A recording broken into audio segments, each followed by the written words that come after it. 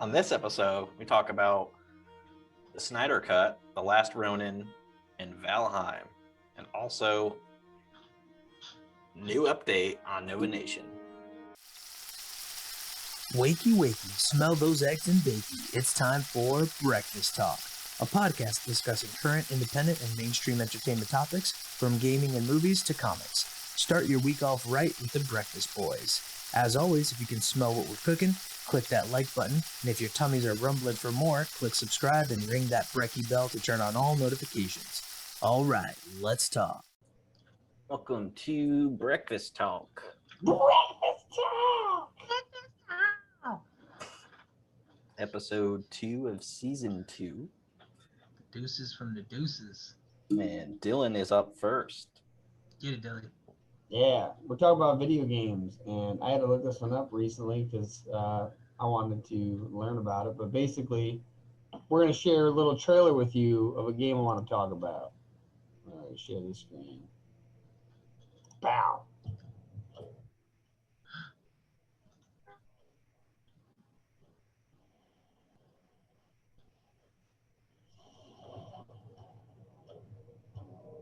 He's sneaking. Coffee Stain presents. As I said, I like that coffee thing. Iron Gate Studio. All right. Explore the 10th 10th word. world. Like there's 9 realms. This one's the 10th one. Oh, snaps. Oh, so it's like Viking lore? Yeah, it's called Valheim. Oh, I did hear about that actually. Nice. What? Yeah, look at that. Is it this so? It's like a Civ game with like open world.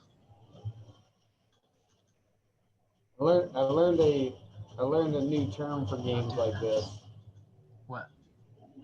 It's called SMP, which I never heard that before.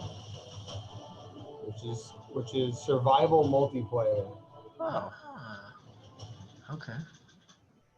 Oh, damn, I just know. Oh, I watched this already. I missed that. Like that Loch Ness monster Yeah. thing. Sea serpent. Yeah, it's a sea serpent of some kind. It looks like got some orcs going on in here. Look at that. Or are they goblins? Yeah, that thing looked like the thing from Ghostbusters. Valheim. Yeah. The gates of Valhalla await. Yeah, so basically, yeah, I wanted to just show that because like that was a dope ass trailer. But basically, Cool. that game was officially released, at least for like Steam, I think on February 2nd, and by February 10th, it already had 1 million downloads. By February 15th, it had 2 million downloads, and then by the 19th, just 4 more days later, it had 3 million downloads. So I was like, that's pretty awesome for an indie game to like blow up like that. And I was looking at Iron Gate's website, and it's like that. It looks like that's their only game, and at least their only like widely publicized game. And yeah, as you can see from the video, it's pretty interesting because it looks like it has, you know, the typical survival mode, but it's multiplayer. So it's like Minecraft, where like you have multiple people in a world, but you don't need to work together. You can just go wander. And so you can like you can collect resources. You can see they were building, like, you know, the way they build is very brick-like in the sense that it's ground up. I didn't even think about it that way. But yeah, it literally looks like Minecraft, Minecraft meets like the boss styles of, you know, World of Warcraft. So it's like a really interesting. I'd actually play that. yeah, it's serious, and it's only $20. So I was like, oh, it's like literally like Minecraft price. Like it's exactly in that ballpark. Maybe we'll do that. Another thing I'm Twitch noticing thing too is this is like another big Nordic game coming out. Like, what was it, Valhalla? Like the Assassin's Creed. My brother's still playing that. He's played like tens of hours, and he hasn't even gotten to the halfway point yet. Like, it's such a long game. And the Norse mythology in general has just been like expanding and growing. Like even in, was it 2018, like the God of War 4, like when that came out, like that's probably one of like the big Kickstarters in the game realm. But like, you know, Thor coming out, like the movie, like it feels like it's just been building out this really interesting world. And it's cool because like I even started like looking into like the Norse mythology and things like that, and it's very cool how they're bringing like a lot more attention to that, because it seems like it's always just not been a big game. It hasn't been big in games or like stories or movies, and now it's like blowing up, which is awesome. But apparently, even outside of like the downloads, it's one of like the highest watched or is it the fastest growing views on Twitch. So like it's one of those games like what was it like Among Us, how that like went viral. It's a little indie game similar to this. This has been getting a lot of attention, which has been awesome. And so I even looked up like tips and tricks. You know, just as if you go to play this, it was saying the first few things you want to do, make sure you build your health and stamina, build yourself a shelter. And that's why I'm like, this sounds just like Minecraft. Like, make sure you build a shelter first, build a bow. But the interesting thing of all the main tips I found was that you can't craft a pickaxe till you beat the first boss, which is super interesting because like that's typically in Minecraft, you punch a tree, you make a pickaxe, you get stone, and then you start building your world. Yeah. So it's it's super interesting. And it's like don't stress too much about dying. And I was like, oh, okay, so it is very much like Minecraft, better graphics, and it kind of reminded me. There's a game called Portal Knights, which is on PlayStation. I don't know if it's on other consoles, but it's similar in the sense you build everything with bricks. You can go out and fight monsters. But this apparently, the interesting thing is in Minecraft, like there's different worlds in the sense that there's like the nether world and like the end world. And in this, basically the further away from spawn you go, the harder the bad guys get. Which is interesting. So I don't know if it's linear. I didn't find too much on that, like if there's like a path away from spawn or if it's literally radially, but either way it's just interesting that wherever you start, the further away you travel, the harder it gets. And the fact that you can like build a crew as you go along is kind of awesome. But to go farther, you need to work together, you know what I mean, so you can increase your overall strength essentially. Yeah, that was definitely a cool little find. Hopefully some of you guys check it out. We'll put a link in the description of where to download that. I gotta find Definitely very cool. Cheers. Gregory, tell us about the comics, the indie comics, and the just comic in general. Sip that tea first. In my breakfast talk mug. Last Ronin, the second one, came out the 17th of this month, which that's pretty cool. I am getting more interested into wanting that title. I haven't got any like Teenage Mutant Ninja Turtle stuff at all, but that is definitely looking like a thing that I might get when it finishes.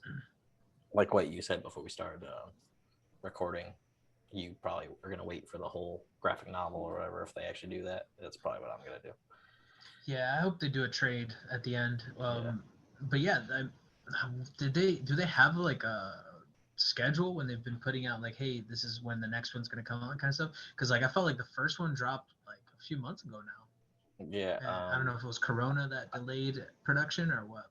I don't know about that. I just know that like guys that make it, they No, you know what? It was just last month. What am I talking about? It was January that they released it. So yeah, I think it'll was... probably be like up until like April maybe. Yeah. And well, that's if there's like 4 issues. I don't know how many actual issues there'll be, but that's what I'm guessing because this one is about Ralph. I can't. Raphael. Ralph. Remember, they're all famous. Yeah. Not Ralph. Ralph. I'm thinking of something else. Yeah. It's so funny. I was looking up pictures of it, and all I can think of is what is it? Hawkeye when he becomes Ronin. Pretty much, yeah. It's the same kind of vibe. And I called that. Well, I don't know if I want to spoil the first one because I didn't read it, but the first one, like I definitely called like who the last Ronin was. So you called it. I called it. Not you. We must have shared that opinion then, because me and Matt had a whole argument about it. I thought it was gonna be that one, and it was. So it's the best kind of story arc, I think. Has the most room to see a character change. I enjoyed. I saw like, I think I saw like 6 pages of it because I read through like part of the story. I didn't read it like in person. It was online. So maybe it's like a teaser or something. But I love how they're going back to kind of like the noir-y kind of roots.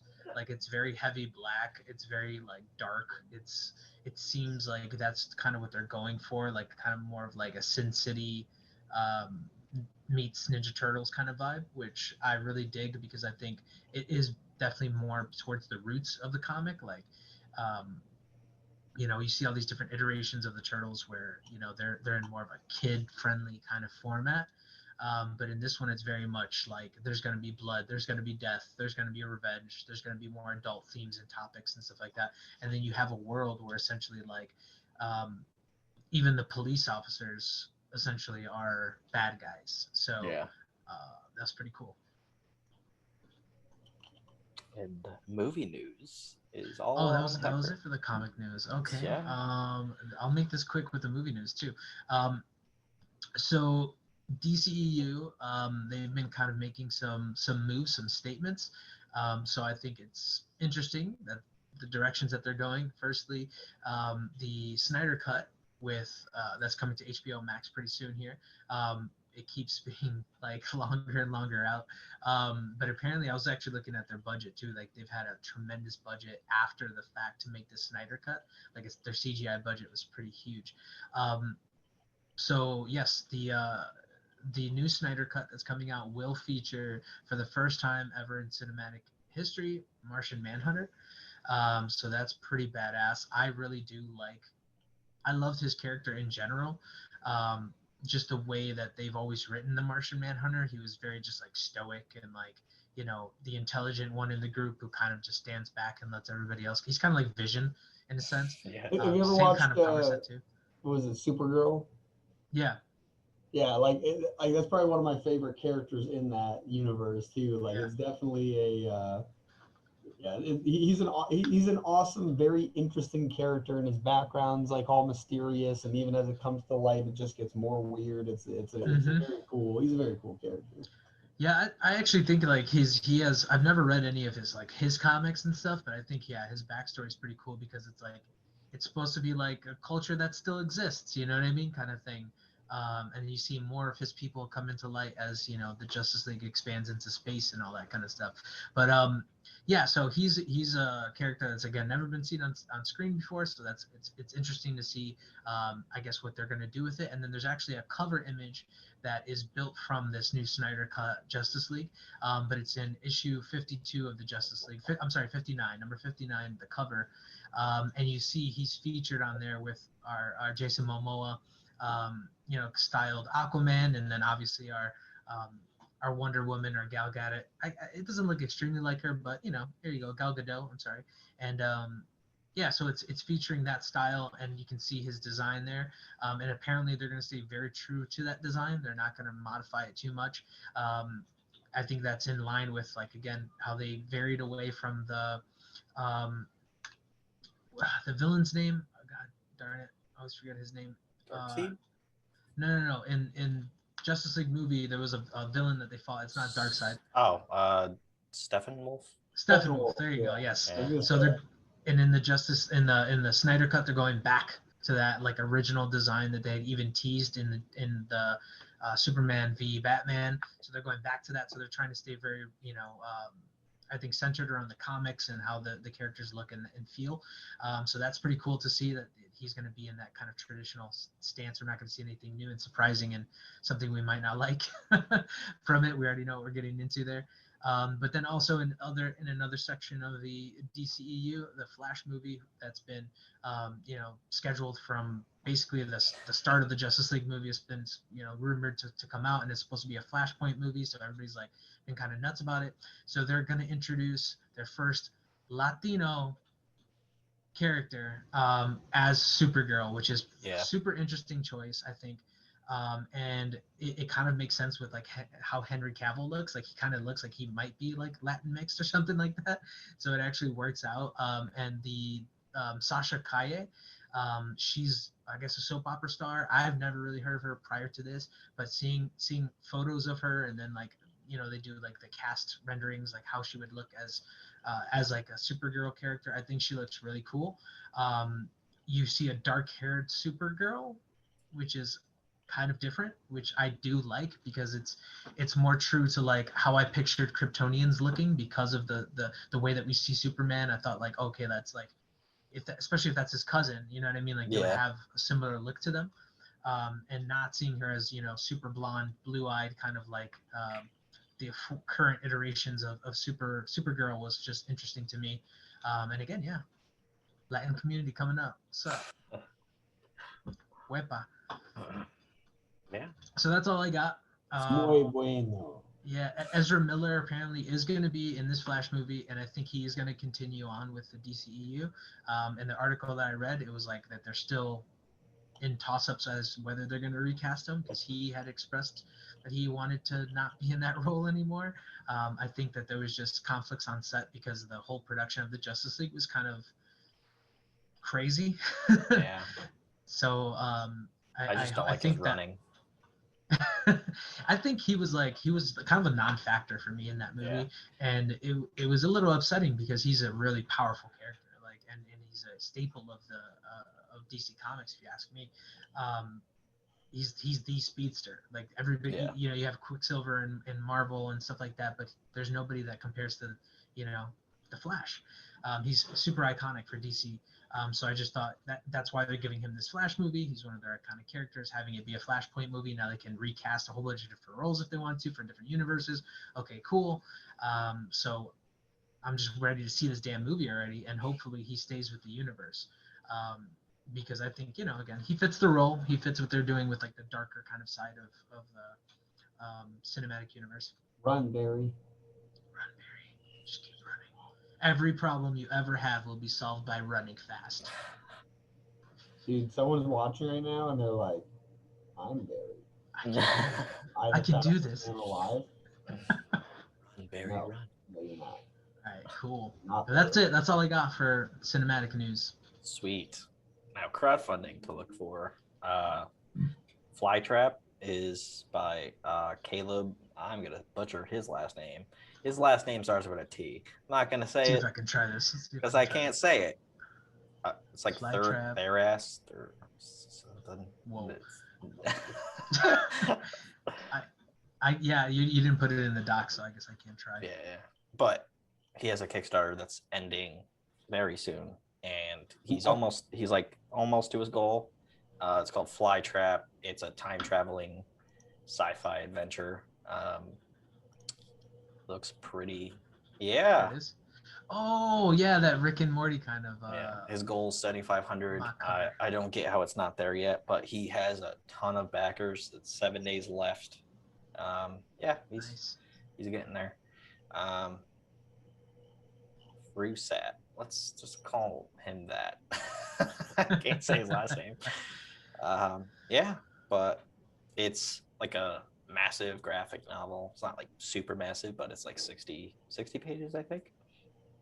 Just got that Muse song in my head when you said that. Super massive black hole. Yeah. So it looks cool. Looks and great. I guess I think his artist just said yesterday they're making like the cover kind of like look like a VHS tape in a way. Oh, sweet. Because the comic is based off of the old movie The Fly, and wow. I love that movie. And how it affects time travel and all that stuff. So there's that. And then there's the other one is The Listener. So that's about the creator Dustin, his grandfather. It's like based off of his like life. It's like got World War II vibes, and it's also got like this Native American vibe, but Sweet. And military. So like if you like military comics, you'll like it. But he also made it so like everybody else would like it if you're not really into that side. Is this the one? Yeah, that's dope. Wonder if that's like a 3D image. It looks like a painting, but then it also kind of looks like it's a 3D model. This is the one that happened in December, I think. And then the second issue is going on right now. I actually backed it because one of the add-ons you can get is soap. It's called whiskey soap. It's very manly. Yeah. So yeah, boy. I'm pretty sure he's passed his goal on that. But yeah, Awesome. pretty cool. So those are a few comics. Those are the two Kickstarters to look Kickstarters out for. look out for. There's other ones, obviously, but those are the only two. Millions. Yeah, so we're doing obviously we're doing a beta pretty soon for our game, Blocky Dropper, which is a hyper casual game we're developing still, but it should actually be like in a few weeks we're releasing for a beta. We'll do like about a month-long beta, and then we'll spend maybe another month doing any corrections, fixes, things like that.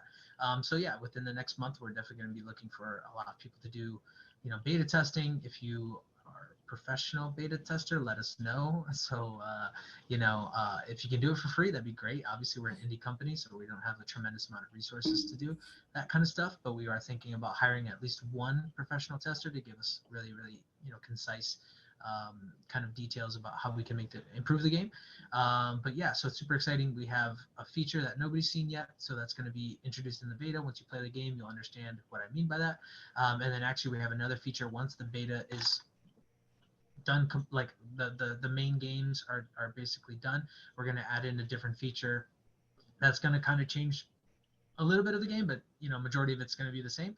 So just be on the lookout for that. So yeah, we're dropping that, like I said, in the next couple of weeks, so be on the lookout. Sweet.